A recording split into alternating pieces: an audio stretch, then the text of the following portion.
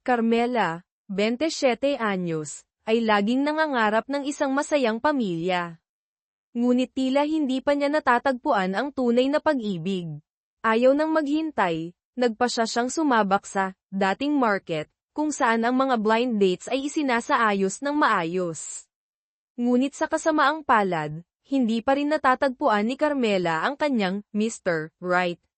Sa isang blind date, habang magsisimula ng makipag-usap ang isang lalaki kay Carmela, tumunog ang kanyang telepono, na pumutol sa katahimikan. Dali-dali siyang lumabas para sagutin ito. Ang lalaki, habang naghihintay, ay nakita ang isang maliit na teddy bear sa mesa, na may nakaimprentang employee ID number ni Carmela.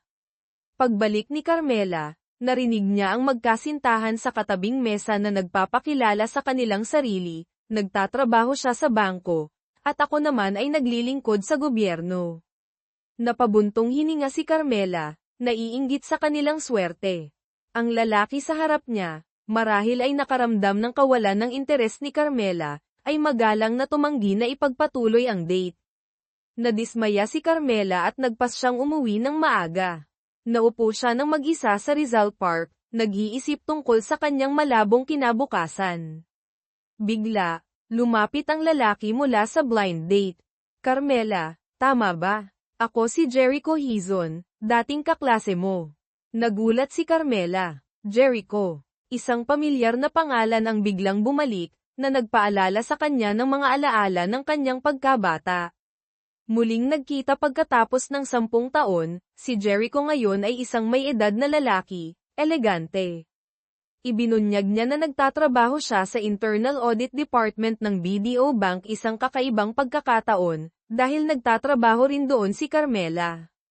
Para manatiling konektado, nag-alok si Carmela na maging magkaibigan sa pamamagitan ng messaging app.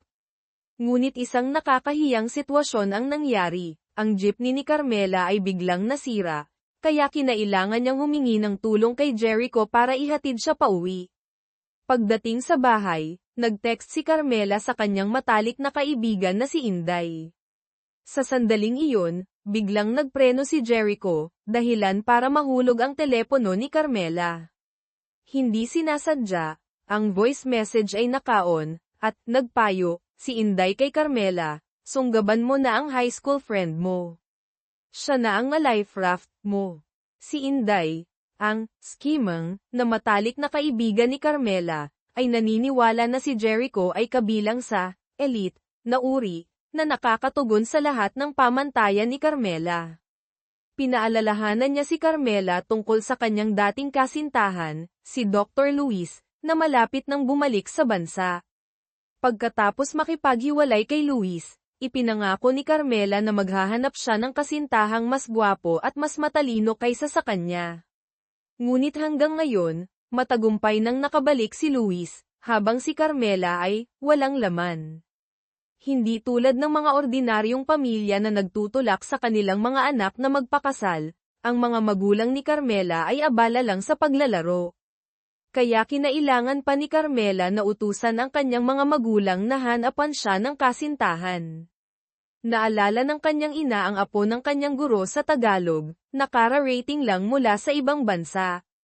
Nabalitaan niya na napakagwapo nito, at ang kanyang karakter at kakayahan ay napakahusay. Ipinadala niya kay Carmela ang impormasyon sa pakikipag-ugnayan nito. At muli, isang kamanghamanghang pagkakataon ang nangyari. Ang apo ng guro sa Tagalog ay si Jericho Hizon. Isang araw na malakas ang ulan, nagmadaling pumunta si Carmela sa trabaho. Hindi man lang napansin na tinulungan siya ni Jericho na buksan ang pinto ng sasakyan. Sa BDO Bank, si Carmela ay nagtatrabaho bilang front desk officer sa ika-17 palapag. Samantala, si Jericho ay dumadalo sa isang shareholders meeting. Kinwestiyon niya si Vice President Reyes tungkol sa dahilan ng 25 million peso na non-performing loans sa nakaraang quarter. Ipinaliwanag ni Mr. Reyes na ang mga negosyong umuutang ay palaging may panganib, at hindi niya mahuhulaan na sila ay malulugi na haantong sa non-performing loans. Hindi sumang-ayon si Jericho, Sinabi niyang nagkulang si Mr. Reyes sa profesionalismo nang suriin niya ang mga nanghiram. Naimbestigahan niya na karamihan sa listahan ng non-performing loans ay mga kaibigan o malayong kamag-anak ni Mr. Reyes. Pinaalalahanan ni Jericho si Mr. Reyes na ang mga nagtatrabaho sa bangko ay dapat gumamit ng malaking halaga ng pera para tulungan ang iba, at hindi para sa kanilang sariling pakinabang. Para kay Carmela, hindi pa siya natatanggap bilang regular na empleyado. Dahil sa kakulangan ng tauhan sa Development Department, si Carmela ay inilipat doon. Kinausap ng pribado ang department head, nagtaka si Carmela kung bakit hindi siya ginawang regular. Sa loob ng 3 taon sa BDO, nakapasa siya sa 3 sertipikasyon, mataas ang kanyang customer satisfaction rating, hindi siya kailanman nahuli, at palagi pa siyang nasa top 3 sa bawat performance review. Pinaalalahanan ng department head si Carmela na sa industriya ng pagbabangko, ang mga mapagkukunan at koneksyon ay mas mahalaga kaysa sa pagsusumikap. Kinabukasan, pumunta si Carmela sa development department. Dito, nakilala niya si Aling Aiseng, ang may kapangyarihan sa departamento. Sinabi ni Carmela na pupunta siya para mag-resign. Binalewala siya ni Aling Aiseng, at binigyan pa siya ng maraming trabaho.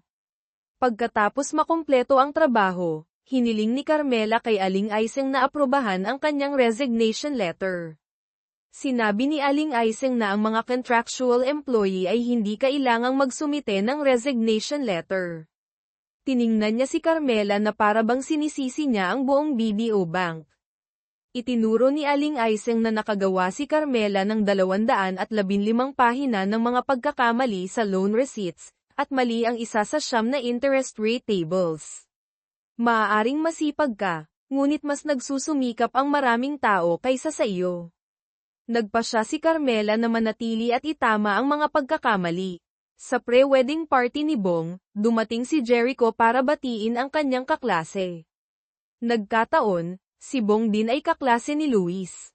Magandang dumating si Carmela sa party. Sorpresang binigyan siya ni Luis ng bulaklak.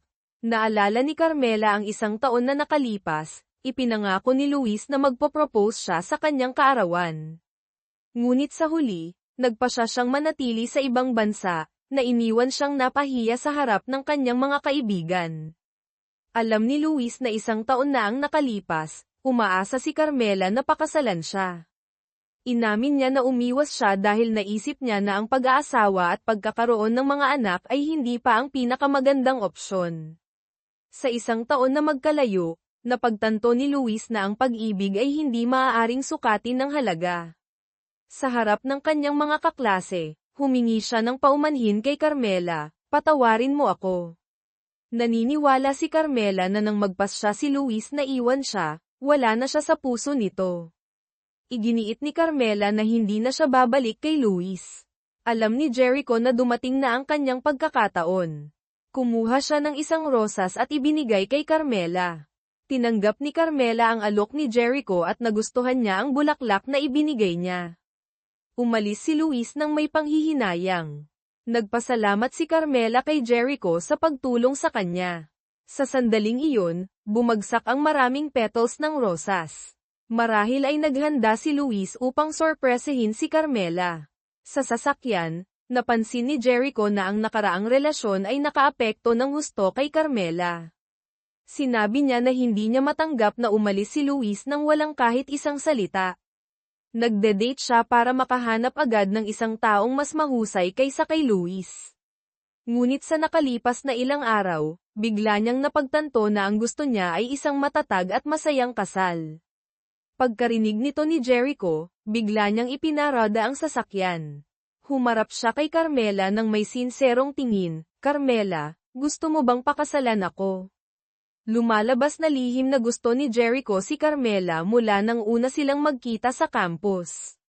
Dahil sa kanya, pumunta siya sa isang group blind date.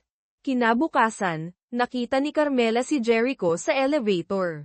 Sa isang awkward na sitwasyon, biglang nawalan ng kuryente ang elevator. Kalmadong hinarap ito ni Jericho at tinawagan ang security guard.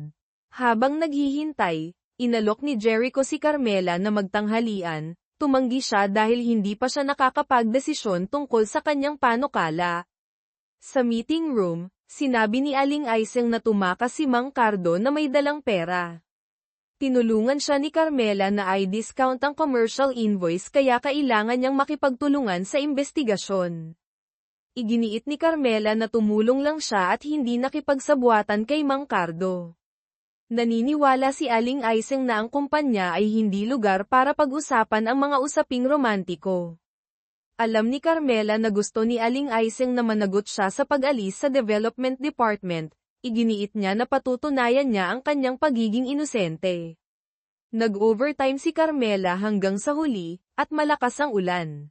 Tumakbo siyang mag-isa sa ulan, nakita ang poster ng bangko. Naalala ni Carmela ang mga nangyari. Nasaktan siya at hindi tumigil ang kanyang mga luha. Biglang lumitaw si Jericho sa pinakamalungkot at pinakamawalang kaya ni Carmela, at umupo para panoorin ang ulan. Gustong pakasalan ni Carmela si Jericho, ngunit masyadong malakas ang ulan kaya hindi niya narinig ang sinabi niya. Akala ni Carmela na alam ni Jericho ang tungkol sa gulo niya. Nahihiya si Carmela dahil kaklase niya siya, ngunit perpekto si Jericho, habang siya ay ganap na bigo. Sinabi ni Carmela na nagsusumikap siya, ngunit hindi siya naging regular, at pinalipat pa siya sa Development Department, at ang mas nakakatawa pa, hindi na siya makapanatili sa Development Department. Naniniwala si Jericho na hindi sapat ang sigasig, ang mahalaga ay malutas ang problema. Naalala ni Carmela na hindi siya basta-bastang sumusuko.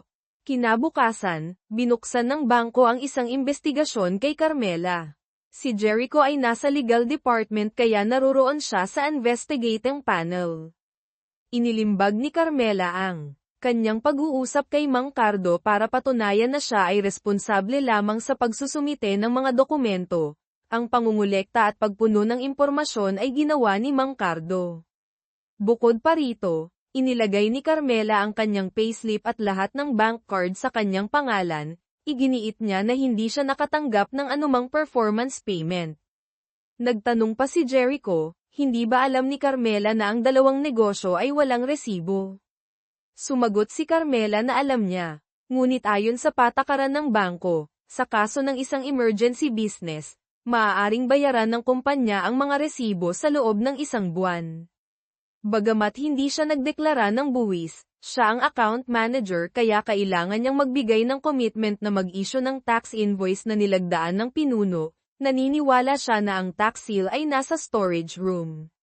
Sa huli, ibinalik ng investigating panel kay Carmela ang kanyang pagiging inosente. Si Aling Aiseng ay malamig sa labas, ngunit sa kanyang puso, kinilala niya ang kakayahan ni Carmela. Kinabukasan, inatasan si Carmela na bisitahin si Mang Tony sa ospital, isang mahalagang partner ng Development Department. Nagkamali siya ng kwarto, nagkataong nakita niya si Jericho. Nasa ospital ang kanyang ina.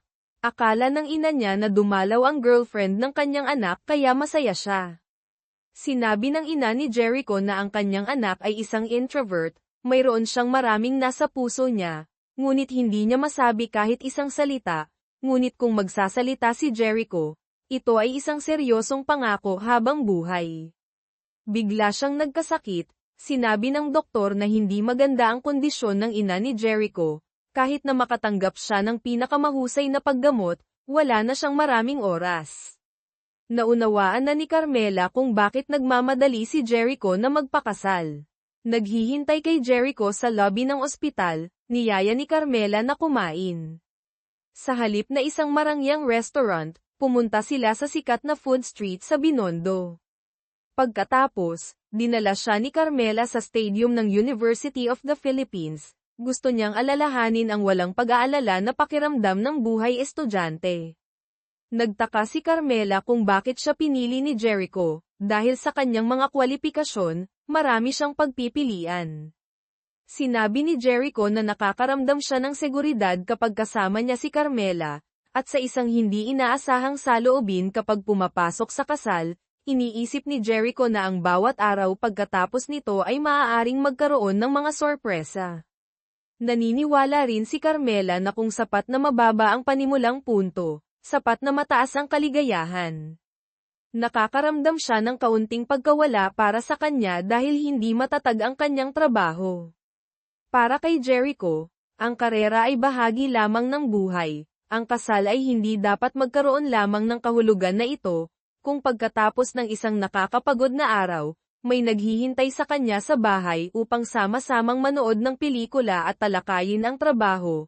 Ito ang benepisyo ng kasal. Nagpasya si Carmela na babalik siya para kunin ang kanyang marriage certificate para pakasalan si Jericho. Pagdating sa bahay, tiningnan ni Jericho ang isang litrato kasama ang kanyang ama. Naaalala pa rin niya ang pinakamadilim na araw ng kanyang buhay nang ipaalam ng kanyang ina na pumanaw na ang kanyang ama. Ngunit sinasabi ng lahat na tumanggap ng suhol ang kanyang ama, at nagkasala kaya siya ay umalis. Sa kanyang pinakamalaking kawalan ng pag-asa, hinayla siya pabalik ni Carmela, naisip ni Carmela na nag-iisip si Jericho, pinayuhan niya siyang umasa sa hinaharap, dahil kung titingnan mo ang nakaraan, mawawala lamang ito. Binigyan ni Carmela si Jericho ng payong para malampasan niya ang pinakamahirap na oras. Iginiit niya na pagkatapos tumigil ang ulan, magiging asol ang langit.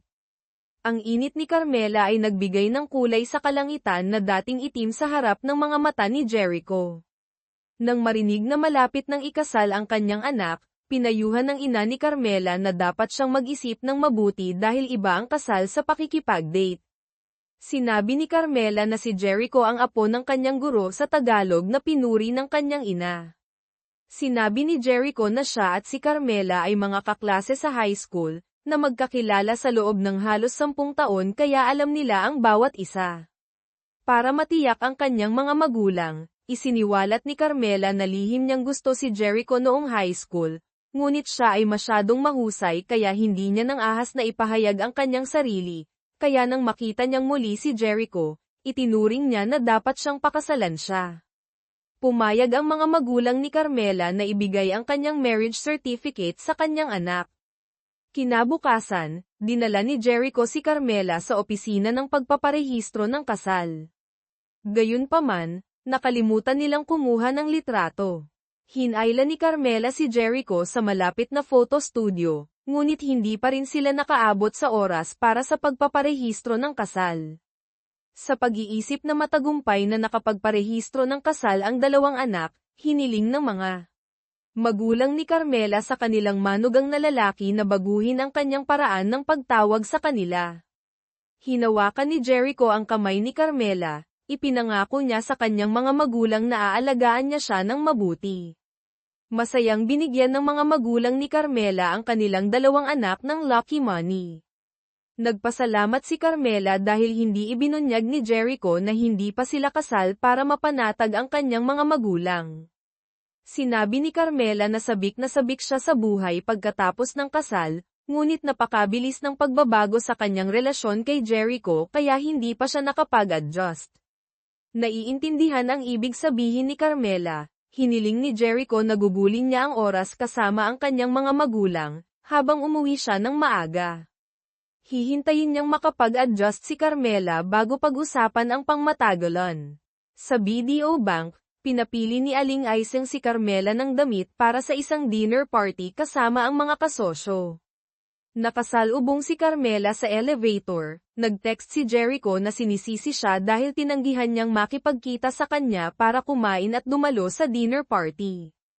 Narinig si Aling Aiseng na humihiling kay Chairman Santos na maging maingat. Sinabi ni Jericho na magkakaroon ng sariling pagpapasya ang audit department, at kung ang development department ay gumawa ng anumang ilegal na pag-uugali, walang makapagliligtas sa kanila. Nadama ni Aling Aiseng na binabalaan siya ni Jericho. Nakita si Carmela na nakatayo mag-isa, lumapit si Jericho para ipasuot sa kanya ang kanyang jacket. Sinabi niya kay Carmela na kung ayaw niyang pumunta, kakausapin niya si Aling Aiseng. Sinabi ni Carmela na dati niyang ginagamit ang kanyang sigasig sa lahat para malutas ang mga problema, ngunit ngayon gusto na niyang pumasok sa labanan. Nagpanggap si Jericho na may ginagawa para sunduin si Carmela. Masyado siyang lasing kaya hindi niya alam kung saan niya inilagay ang kanyang susi. Tinawagan ni Jericho ang kanyang mga biyenan, ngunit umuwi na sila sa probinsya. Hiniling ng ina ni Carmela kay Jericho na ihatid ang kanyang asawa pauwi. Kinailangan ni Jericho na ihatid si Carmela pauwi, hindi niya sinasadyang idiniin siya sa dingding. Sinabi ni Jericho na ito ang ating tahanan. Pinuri ni Carmela ang mint na amoy na nagmumula sa katawan ni Jericho na nagpagan sa kanya. Inalalayan ni Jericho si Carmela na umupo sa sofa, sinisisi niya si Aling Aiseng sa pagpapainom ng labis sa kanyang asawa. Hindi inaasahan ni Carmela na hilahin ang kurbata ni Jericho, na tinitingnan ang kanyang mukha. Inihayag ni Carmela na si Jericho ang perpektong modelo ng kanyang ideal na lalaki, mula sa kanyang mga mata, ilong, hanggang sa kanyang magagandang labi. Kung hindi lang gwapo si Jericho, hindi siya papayag na magpakasal. Tinitingnan si Carmela na mahimbing na natutulog sa kanyang bahay, nagtaka si Jericho kung totoo ba ang magandang katotohanan ito. Sa madaling araw, nagising si Carmela na hindi alam kung nasaan siya. Bumaba siya at nakita ang liham ni Jericho, sinabi niya na ito ang kanyang tahanan, at ating tahanan din. Nagkita sa cafeteria ng kumpanya, nakikipag-usap lang si Jericho kay Carmela gamit ang kanyang mga mata. Nagtataka ang mga kasamahan kung saan nagmula ang mga gasgas sa leeg ni Jericho. Sinabi niya na ang kanyang kuting sa bahay ay naglalaro at kinamot siya. Pagkatapos ng trabaho, dinala ni Jericho si Carmela para bumili ng mga kagamitan, at sa wakas ay naghintay ang bahay ni Jericho para sa init ni Carmela. Pagkapasok sa trabaho kinabukasan, hiniling ni Carmela kay Jericho na bigyan siya ng karagdagang oras para dahan-daang ibunyag ang kanilang kasal sa kanyang mga kasamahan. Sa bangko, kinakabahan ang development department na panoorin kung sino sa mga Aling Aiseng o Manager Ben ang itatalaga bilang direktor. Nang marinig na pagsasamahin ang development department sa pangalawang department, dumating si Director Nestor ng pangalawang department para suyuin ang mga empleyado ng development department. Sino ang nakakaalam na inimbitahan ng direktor ng bangko si Jericho para maging manager ng development department? Ang mga empleyado sa departamento ay hindi kumbinsido dahil si Jericho ay mayroon lamang karanasan sa pag-iimbestiga at pagmamanman. Nag-text si Carmela kay Jericho para magkita. Sa tamang panahon kinailangan niyang makipagkita sa audit department kaya humingi siya ng appointment para pag-usapan ito sa bahay. Pagkatapos ng trabaho, gustong sunduin ni Jericho si Carmela, ngunit sinabi niya na uuwi siya sa bahay ng kanyang mga magulang para kumain. Hinihinalang galit si Carmela sa kanya, nagmadaling pumunta si Jericho sa bahay ng kanyang mga biyenan para ipakita ang kanyang talento sa pagluluto para suyuin ang kanyang asawa. Sa panahon ng pagkain, ayaw kumain si Carmela ng isda dahil ayaw niyang magtanggal ng tinik. Maingat na tinanggal ni Jericho ang tinik para sa kanyang asawa, ngunit tinanggihan siya ni Carmela. Tinanong ng kanyang mga magulang, naghanda si Jericho na sabihin ang katotohanan, mabilis siyang. Pinigilan ni Carmela, kinuha niya ang dahilan na naghahanap ng agaran ang kanyang kapitbahay na si Mang Luis sa kanyang mga magulang para mauna silang umalis. Alam ng kanyang ama ang ibig sabihin at hinayla ang kanyang asawa sa labas para makinig. Sinisisi ni Carmela si Jericho sa pagiging boss niya bigla nang hindi sinasabi ang isang salita. Pinaalalahanan niya siya na ipinagbabawal ng BDO Bank ang pakikipag-date sa parehong departamento. Kung matuklasan ang relasyon ni Jericho at ni Carmela, mayroong isang aalis. Gusto ni Carmela na makipaghiwalay bago lumalim ang relasyon, ayaw niyang mamuhay sa takot araw-araw. Sinabi ni Jericho na inimbitahan siya ng direktor ng bangko, ngunit hindi pa siya sumasang-ayon. Tinanong niya si Carmela dahil sa isang kwentong walang conclusion, pinili niyang makipaghiwalay sa kanya. Sa tamang sandali hindi sinasadyang nabulunan si Carmela ng tinik ng isda, nag-alala si Jericho at dinala siya sa ospital. Tapos na, gustong magpaliwanag si Jericho kay Carmela. Sinabi niya na gustong kunin siya ng direktor ng bangko para pamahalaan ang Department 1 ay may dahilan. Sinabi niya na orihinal niyang gustong pagsamahin ang Development Department sa pangalawang department para pamahalaan ni Direktor Nestor. Ngunit ang Development Department ay parang ahas na walang ulo. Nag-uunahan si Aling Aiseng at Ben. Hiniling niya kay Jericho na pumunta doon sa loob ng 1 taon para tumira sa sitwasyon. Gayunpaman, pinilit ng itaas na ang Development Department ay dapat umabot ng 50% na pagganap bago mapanatili. Sinabi ni Carmela na iyon ay isang pangarap. Ibinunyag ni Jericho na kailangan niyang magsugal para sa 2 dahilan. Una, para bayaran ang direktor ng bangko na tumulong sa kanya para mag-aral sa ibang bansa, at pangalawa, ang kanyang ina ay may metastasis sa 2 iba pang lugar kaya kailangan ng maraming pera para bumili ng gamot mula sa ibang bansa.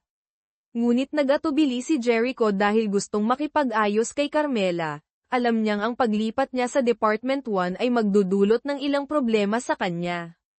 Humingi ng karagdagang oras si Carmela para kalmado siyang mag-isip. Pagdating sa bahay, tiningnan ni Jericho ang larawan ni Carmela online. Alam niyang nag-aalala siya, nagpasya siyang tumawag para tumanggi sa direktor. Nakita ni Carmela sa labas ang pagpili ni Jericho. Kinabukasan, sinabi ni Carmela na 27 taong gulang na siya kaya napakahirap maghanap ng bagong trabaho, at ayaw niyang talikuran ni Jericho ang kanyang pagkakataon na pumunta sa Development Department dahil sa kanya. Kaya, gustong makipag-ayos kay Jericho, magtatakda sila ng mga layunin sa trabaho. Kung malantad ang relasyon at isa sa kanila ay kailangang umalis sa trabaho, ang hindi nakakumpleto ng layunin ay kailangang umalis. Pagkatapos ng 1 taon kung maayos ang lahat, formal silang magpapakasal. Hiniling ni Carmela na maging regular employee siya sa Department 1. Nangako si Jericho na dodoblehin niya ang pagganap ng Development Department sa loob ng 1 taon. Pagdating sa bangko, formal na tinanggap ni Jericho ang Development Department. Isinuot ni Carmela ang kanyang bagong card ng posisyon, natuklasan na kinuha niya ang mga bagay ni Jericho. Tiningnan ang mga empleyado na nagpapakita ng kawalan ng kooperasyon, nagsimulang muling makipag-usap si Jericho sa lahat para paliitin ang distansya. Inimbitahan ni Jericho ang buong department na kumain, ngunit tumanggi si Ben ng diretso. Sa tanghalian, kumakain si Carmela kasama si Inday nang dumating si Jericho. Tinitingnan sa paligid na walang kasamahan, sinenyasan siya para lihim na palitan ang kanyang pangalan kay Carmela. Nagpatawag si Jericho nang bigla ang meeting. Gayunpaman, sinadya ni Ben na huli na siya dumating. Naghintay na naroon na ang buong department, inanunsyo ni Jericho na nagwakas ang meeting. Sinabi niya na gagawa siya ng grupo sa Viber para ipaalam ang trabaho. Sino mang lumabag ay parurusahan ayon sa mga regulasyon sa industriya. Sa panahon ng pagkain, sinabi ni Carmela na ang kanyang puso ay halos tumalon sa labas sa meeting ngayong araw. Iniisip ni Jericho na maraming problema na dapat lutesin ang Development Department. Tinitingnan si Carmela na sumasakit ang paa dahil ang kanyang mga bagong sapatos ay medyo masikip, tahimik na pinalawak ni Jericho ang sapatos para sa kanya. Tinulungan niya siyang kumuha ng mga bagay sa taas. Lumingon si Carmela at hindi sinasadyang hinawakan ang labi ni Jericho na ikinahiya nilang dalawa. Sa bangko, isang lalaki na nagngangalang Enteng ang biglang sumugod sa Development Department. Mabilis na pinakalma siya ni Carmela at tinanong siya. Sinabi ni Enteng na inirekomenda sa kanya ng matchmaking company na tinatawag na Cupid's Arrow ang isang dating loan package mula sa BDO Bank. At pagkatapos na tumakas ang babae na naitugma sa kanya ni Cupid's Arrow na may pera, hiniling ng BDO Bank na ibalik niya ang pera. Hiniling ni Enteng kay Carmela na mag-log out kaagad ng kanyang account. Tinanong ni Carmela ang kanyang password para ilihis ang kanyang atensyon. Sinamantala ni Jericho ang pagkakataon na agawin ang kutsilyo sa kanyang kamay. Natakot si Enteng at pinulot ang kutsilyo para umatake. Mabilis na hinaranggan ni Jericho si Carmela. Sa ospital, sumilip si Carmela para bisitahin si Jericho, hindi niya pinapansin ang panganib na nag-aalala tungkol sa sugat sa kanyang kamay. Sinisisi ni Jericho si Carmela sa kanyang lakas ng loob na tumayo at makipag-usap kay Enteng. Hindi inaasahang pumasok si Aling Aiseng, nagpanggap si Jericho na siya lang ang nasa kwarto ng ospital. Nakita si Aling Aiseng na naghahanda na tumawag sa kanya, mabilis na pinatay ni Carmela ang bell, sa huli si Carmela ay nakatakas sa loob ng 1 segundo. Kinausap ng pribado si Ben, hiniling ni Jericho na imbestigahan niya ng malinaw ang dating loan. Sinabi ni Ben na wala siyang maraming oras para mag-imbestiga ng mga kaso. Pinaalalahanan ni Jericho si Ben na siya ang namamahala sa consumer loan, kung hindi niya ito nililinaw, ang nakaupo na nakikipag-usap sa kanya ay ang punong tanggapan. Nagmamadali si Ben at Aling Aiseng sa matchmaking company para mag-imbestiga. Kinilala ng mga empleyado dito si Carmela bilang isang pamilyar na customer. Naririnig ang isyu ng pera, pinayuhan ng mga empleyado ang consumer loan mula sa BDO Bank.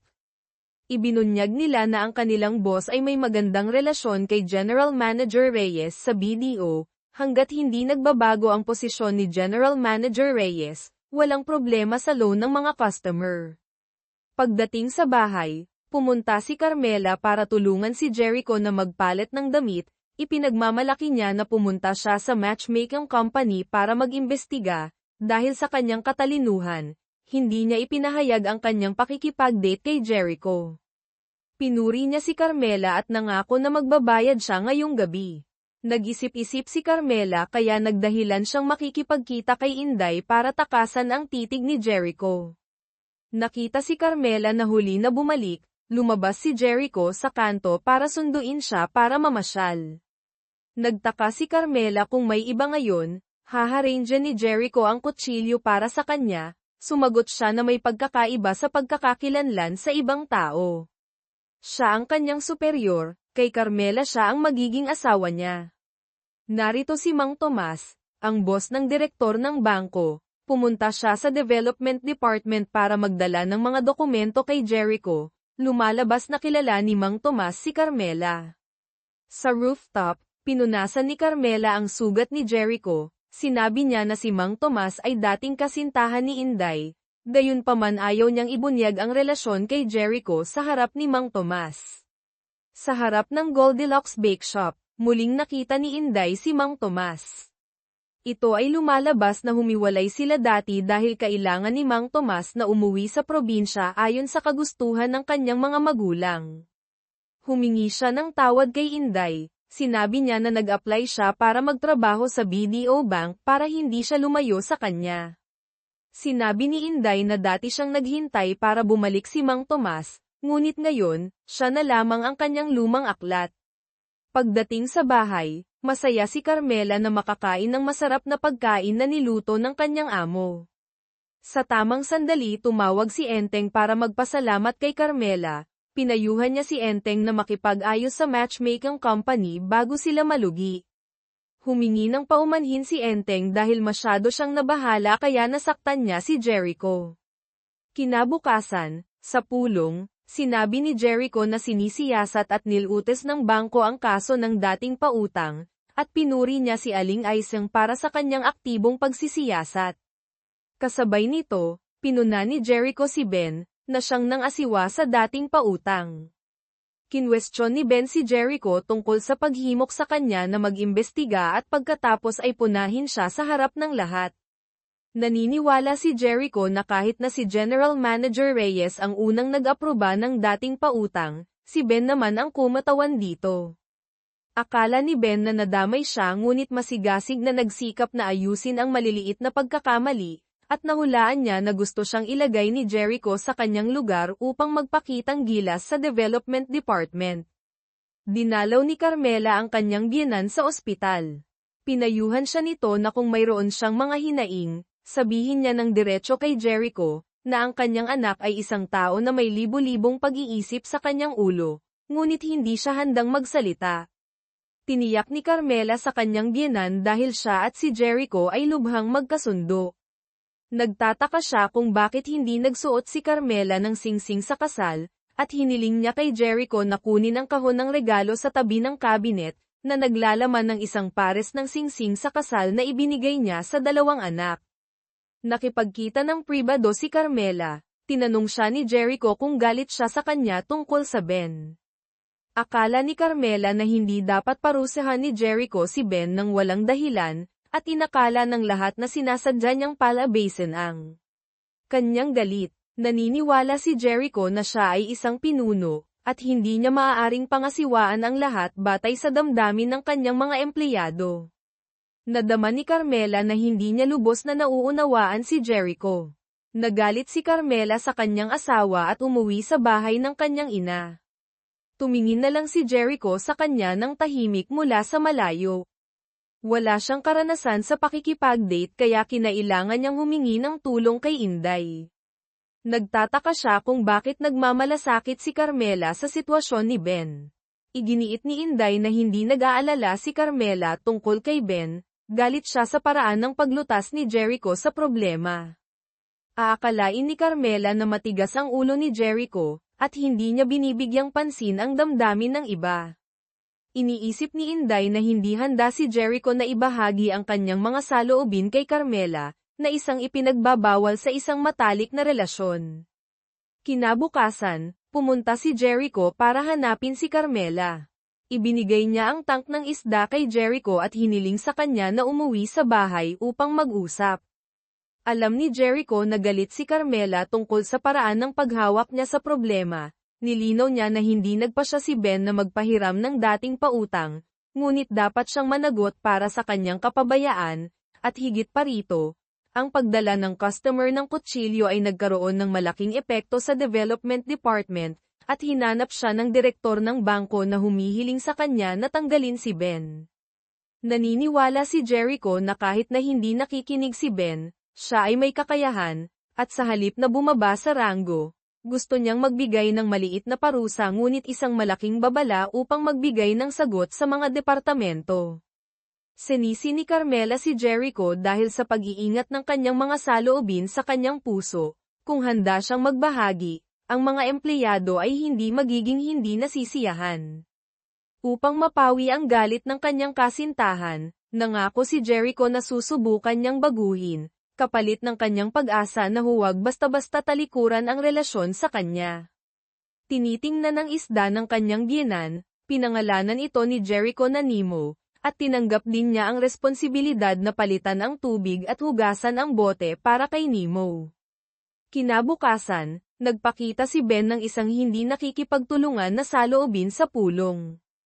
Inatasan ni Jericho na pamahalaan niya ang utang ng San Miguel Group.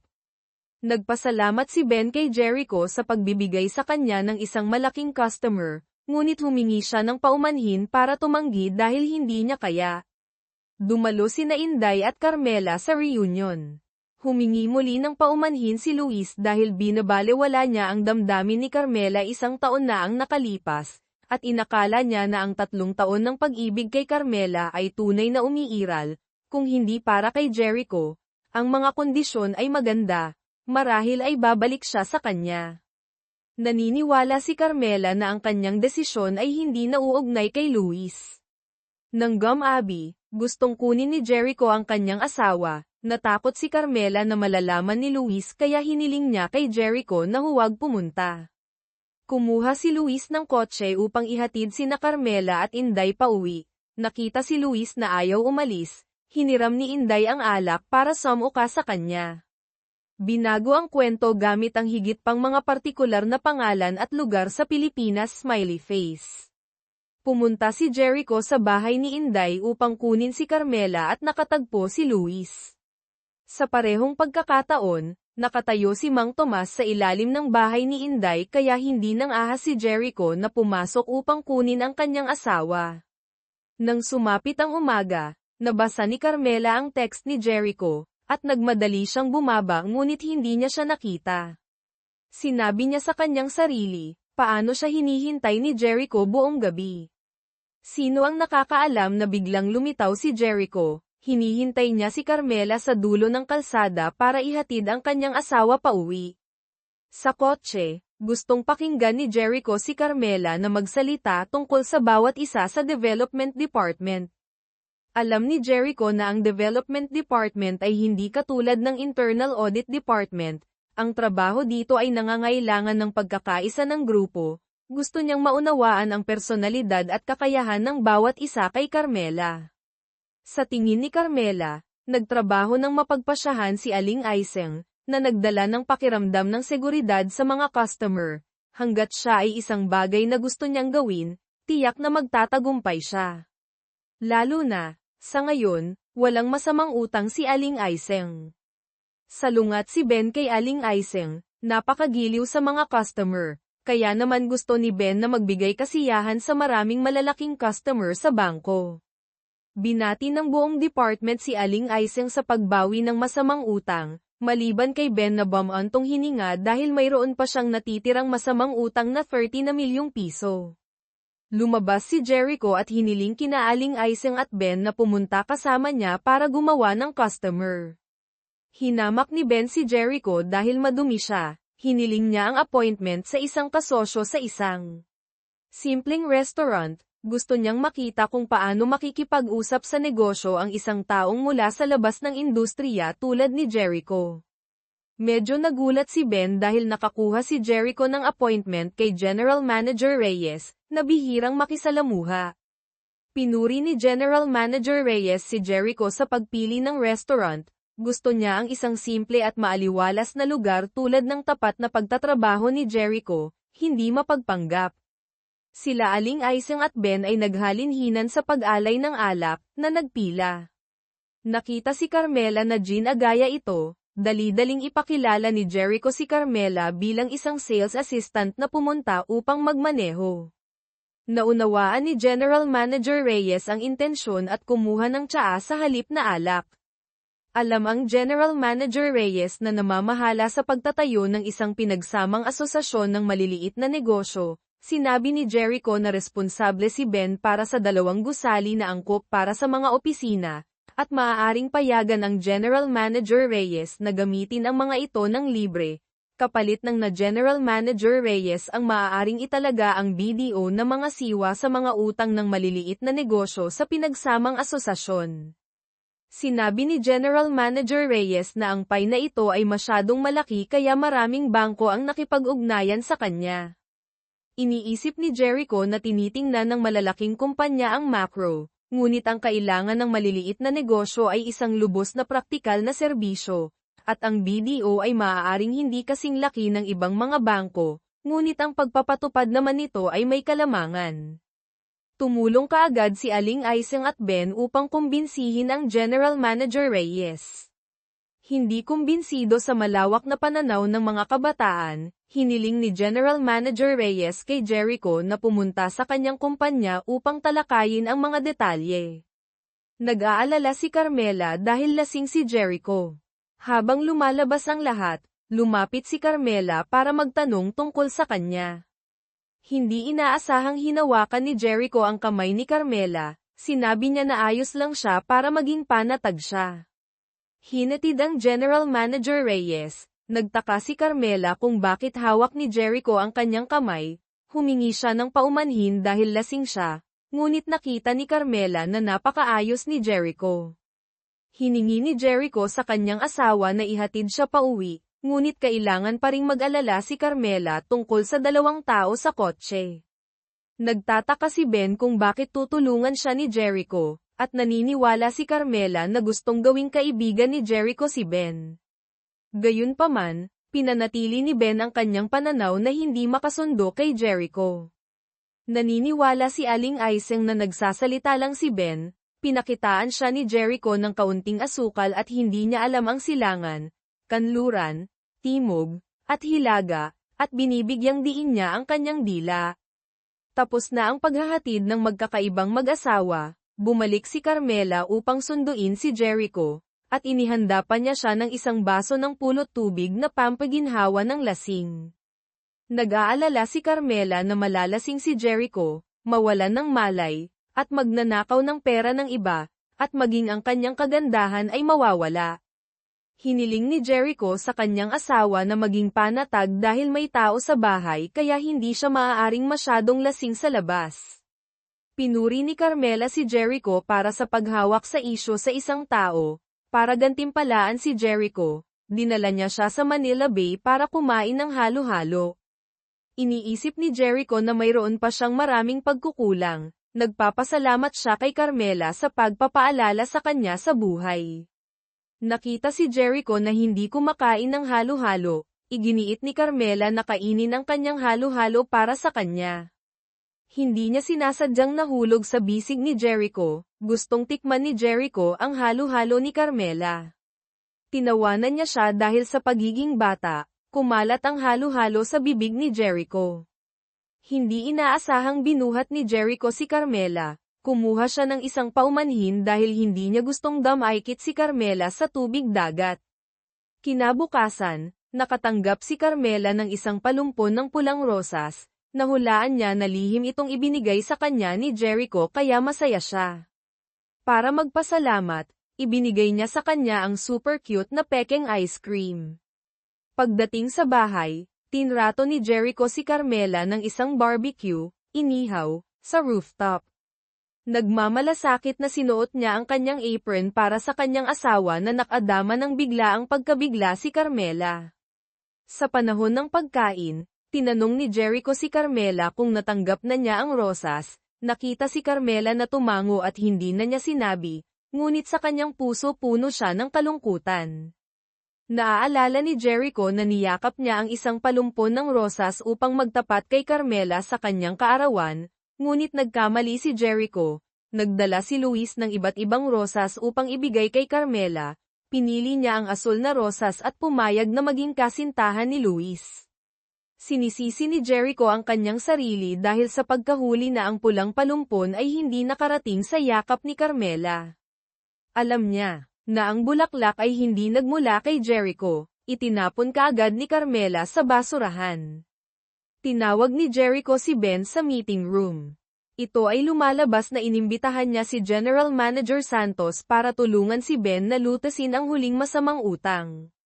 Nakumbinsi rin ni Ben si General Manager Santos na sa halip na subasta ang collateral na nagiging sanhi ng depreciation nito, hanapin si BDO Bank ang isang mas mahusay na paraan upang malutas ang problema. Nagtataka si Ben kung bakit tutulungan siya ni Jericho. Sinabi ni Jericho na ginagawa niya ito para sa pagganap ng buong departamento. Sa anumang kaso, nagpasalamat si Ben kay Jericho sa pagtulong. Pagkatapos ng trabaho, pinuntahan ni Jericho ang kanyang asawa sa Nuat Thai Spa. Nakita si Mang Tomas at Luis na magkasama. Kumuha si Carmela ng dahilan para magdala ng mga dokumento kay Jericho para ilihis si Mang Tomas. Hinayla niya si Inday para umalis ngunit tinawag siya ni Luis pabalik. Sinabi ni Luis na hindi niya makontak si Carmela kaya hiniling niya kay Mang Tomas na ihatid siya dito. Gusto niyang hingin kay Carmela na bigyan siya ng pagkakataon na itama ang mga bagay. Hindi siya naniniwala na makakalimutan ni Carmela ang 7 taon nila na magkasama. Iginiit ni Carmela na hindi niya makakalimutan dahil iyon ang kanyang kabataan. Ngunit wala na talaga siyang damdamin kay Luis. Tinitingnan ang mga mata ni Carmela, iniisip ni Luis na gusto na niya ang iba. Gayunpaman, ayaw pa ring sumuko ni Luis kay Carmela. Sa kotse, nagselos si Jericho, sinabi niya kay Carmela na itapon niya ang palumpon ng bulaklak na ibinigay ni Luis sa opisina.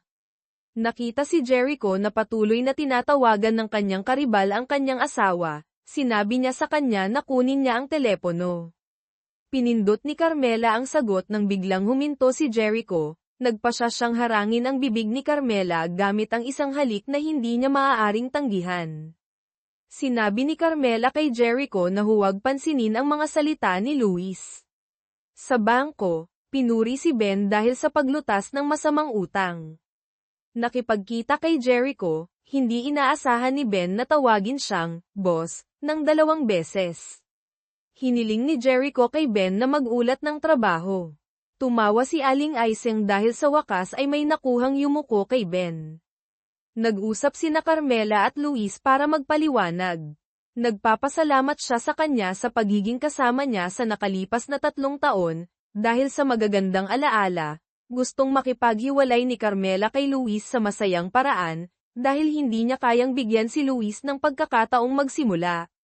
Galit si Luis sa kanyang sarili dahil sinira niya ang kinabukasan kasama si Carmela. Kung hindi niya iniwan si Carmela sa oras na iyon, tiyak na may magandang resulta sa kanya. Iniisip ni Carmela na walang mananatili magpakailanman sa parehong lugar para maghintay sa isang tao, at buong tapang niyang inamin na mahal niya si Jericho.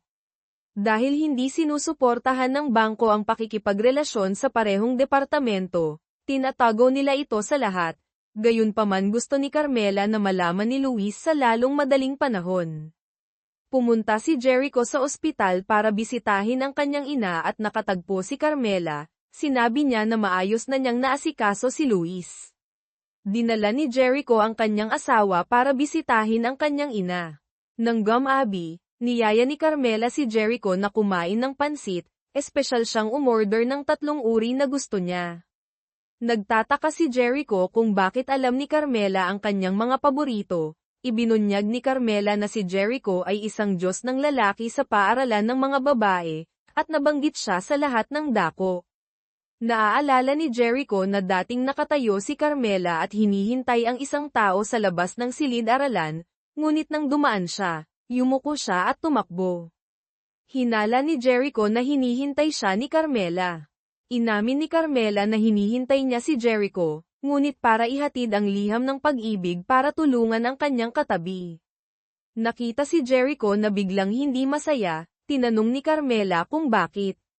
Nagtataka si Jericho kung ang relasyon nila ay basta pagiging angkop lamang gaya ng noong una silang magsimula.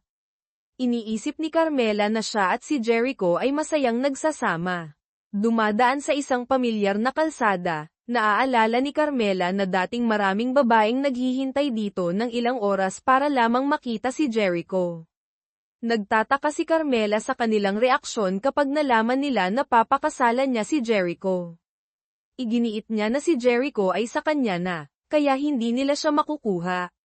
Gustong sumilip ni Jericho para bisitahin ang paaralan kasama si Carmela, sa rooftop.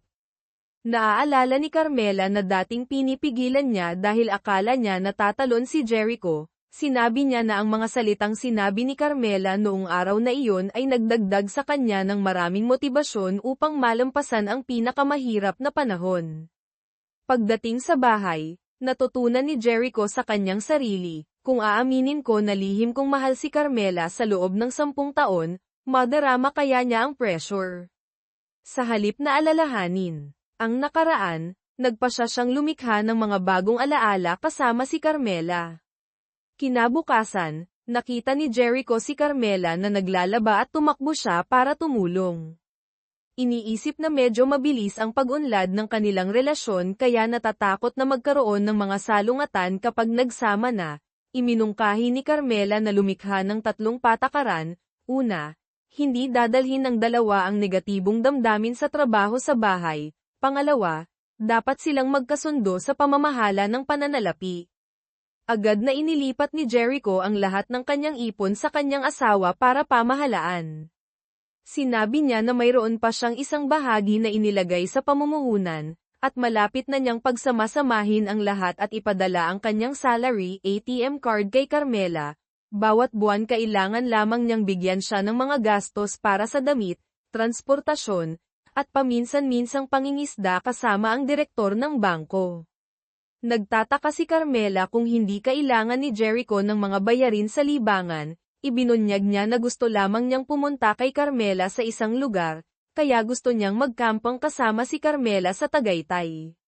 Si Jericho o si Carmela man ay unang beses na pumunta sa campground, nagsasaya sila, tumutugtog ng ukulele, nagtatayo ng tolda, at nagpapakita ng kanilang talento sa paggawa ng kapeng barako, at pagkatapos ay sama-sama silang nasiyahan dito. Nagtataka si Carmela na halos kaedad niya si Jericho, ngunit alam niyang gawin ang lahat. Iniisip ni Jericho na ang kanyang karanasan sa buhay ay medyo mayaman, mula noong bata pa siya ay nagsimula siyang mamuhay ng mag-isa. Noong unang taon sa kolehiyo, sinamantala niya ang oras pagkatapos ng klase upang mag-intern sa mga kumpanya ng stock, mga investment bank. Pagkatapos, nagpunta siya sa ibang bansa para mag-aral sa graduate school. Nagulat si Carmela dahil hindi naglalaan si Jericho ng oras para sa iba pang mga libangan, at tinanong niya kung dating nakipagrelasyon siya. Ibinunyag ni Jericho na hindi pa siya umibig, ngunit may nagustuhan siya. Nang handa na siyang umamin, nagkaroon na siya ng kasintahan. Ikinalungkot ito ni Carmela dahil napalampas niya ang isang mahusay na tao tulad ni Jericho. Sinabi ni Jericho na isa lamang siyang ordinaryong tao, dahil namatay ang kanyang ama noong bata pa siya, at nagkasakit ang kanyang ina kaya kinailangan niyang magsikap. Naniniwala si Carmela na nakamit na ni Jericho ang kasalukuyang posisyon sa murang edad, iyon ay ang bunga ng kanyang pagyapak sa kanyang sariling pawis upang umakyat. Siya ay katulad ng maraming tao na nakakita lamang sa labas ng gininto ang kinang at hindi nakikita ang kanyang hirap. Sinisisi ni Carmela si Jericho dahil nalasing siya pagkatapos uminom ng ilang botelya ng San Miguel, natuklasan niya na nagdala lamang siya ng isang mosquito net, pinili ni Carmela na matulog sa kanyang jacket.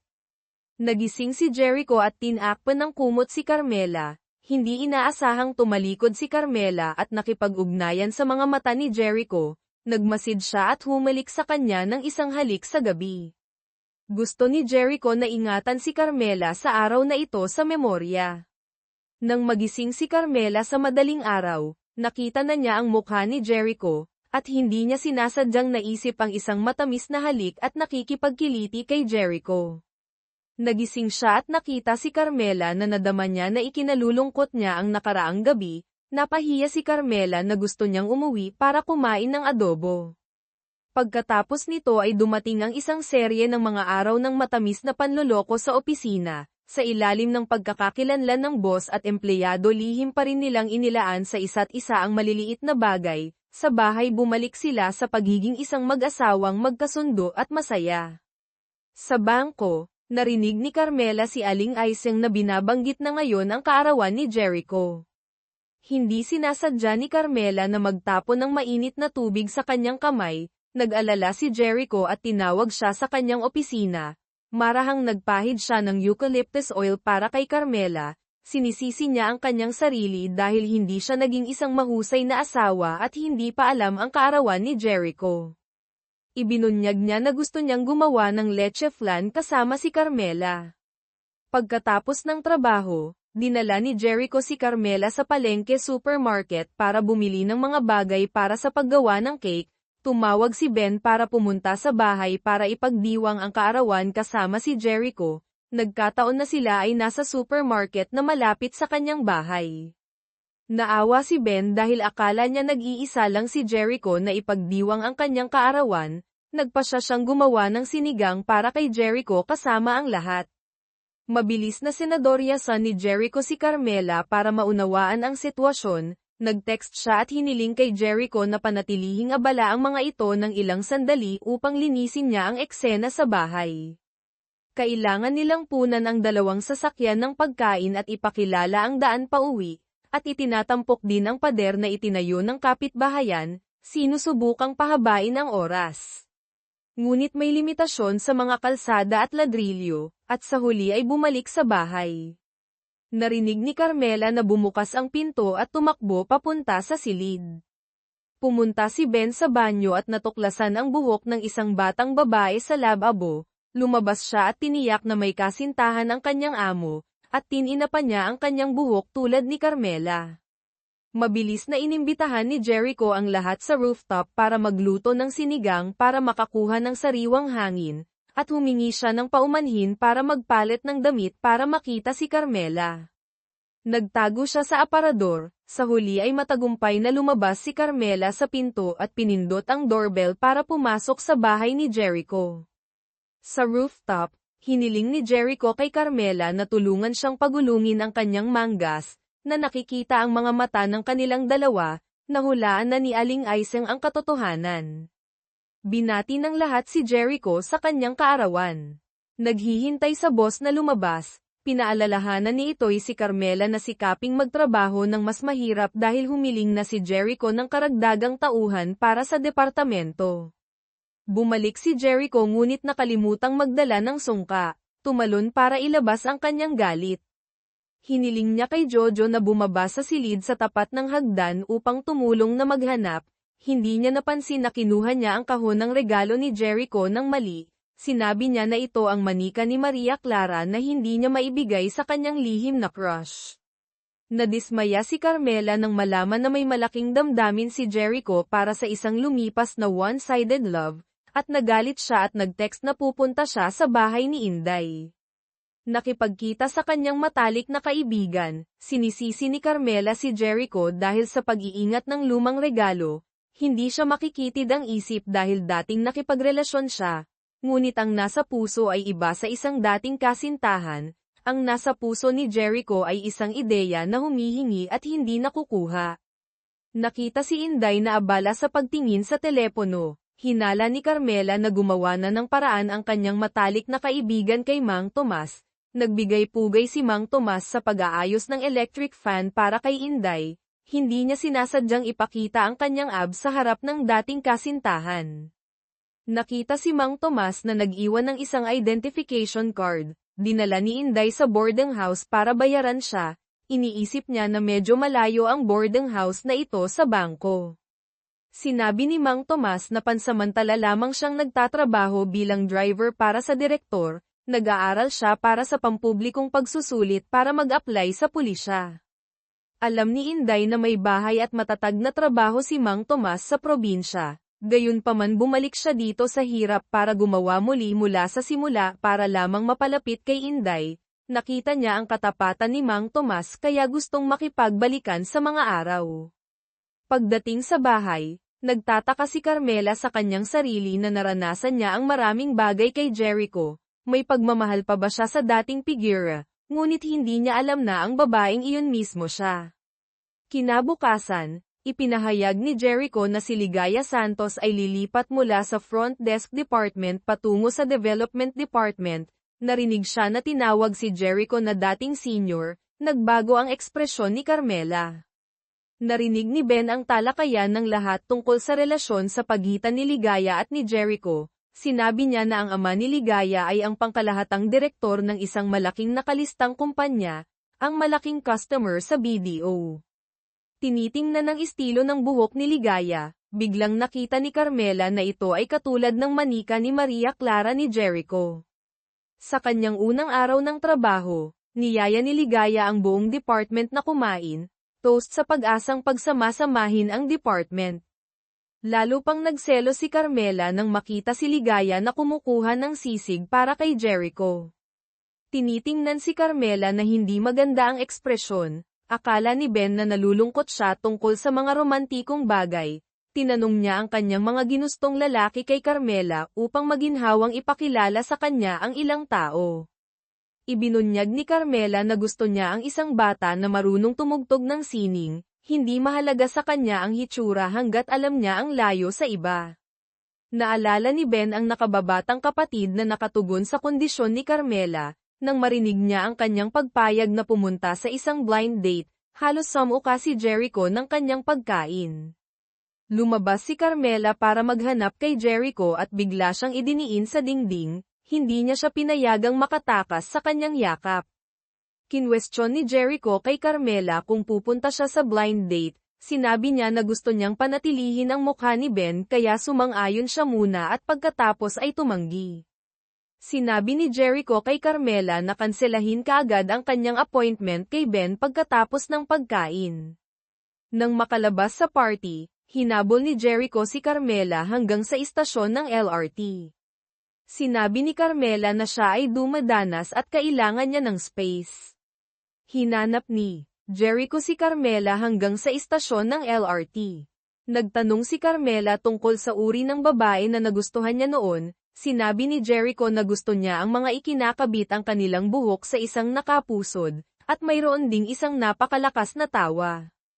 Nagtaka siya kung nagagalit si Carmela sa kanya tungkol dito. Itinatwa niya at kinuha ang dahilan na dumating siya sa kanyang regla kaya medyo hindi siya matatag sa emosyonal.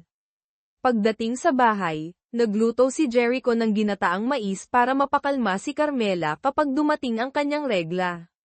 Nabasa niya ang status ni Carmela, Isinulat niya na kailangan niya bang sumusubok na maging isang perpektong modelo para sa kanya o hindi. Dinala ni Ben si Carmela sa isang blind date. Balak niyang umalis pero nakita niya si Jericho at ligaya na nakikipagkita sa mga kliyente. Selos si Carmela kaya nagpaiwan siya sa blind date para inisin si Jericho. Lumabas si Jericho para umorder ng lumpia at nakita niya si Carmela at Ben. Nang makita siya, sinadya ni Carmela na purihin ang kadate niya ayon sa sinabi ni Ben. Inutusan ni Jericho si Ben na bumalik at tapusin ang plano at isumite sa kanya mamayang hapon. Sinabi ni Jericho kay Carmela na tawagan siya kung may problema. Hinintay ni Carmela hanggang gabi pero hindi siya inaya ni Jericho sa isang date. Tinanong ni Jericho kung bakit pumayag si Carmela sa blind date. Nag-aalala ka sa kapatid mo, kaya malaya rin akong makipag-date, galit na sabi ni Carmela. Agad na ipinaliwanag ni Jericho na kilala ni Ligaya ang mga kliyente kaya isinama niya ito. Sakto namang tumunog ang telepono ni Jericho dahil tumatawag si Ligaya. Sinabi niya kay Carmela na kumain na muna at pagkatapos ng trabaho ay uuwi siya. Pagkatapos ihatid ni Jericho ang mga kliyente, bumalik siya para sunduin ang asawa niya, pero umuwi na si Carmela. Nagmamadali siyang umuwi at nakahinga ng maluwag nang makita niyang mahimbing na siyang natutulog. Naisip ni Jericho, alam kaya ni Carmela kung ilang beses ko siyang sinulyapan bago ko nagawa ang manikang Maria Clara. Kinabukasan, nakita ni Jericho na tinatawagan si Carmela ng kaibigan ni Ben, sinagot niya ang telepono. Humihingi ito ng paumanhin dahil hindi nakasipot, para makabawi, gusto niyang yayain si Carmela na kumain ng kakanin sa weekend. Sinabi ni Jericho na naliligo si Carmela kaya hindi niya masagot ang telepono. Nakita niya si Carmela na abala sa pag-aaral para sa civil service exam, lumapit si Jericho at tinulungan siya. Naalala ni Carmela ang payo ni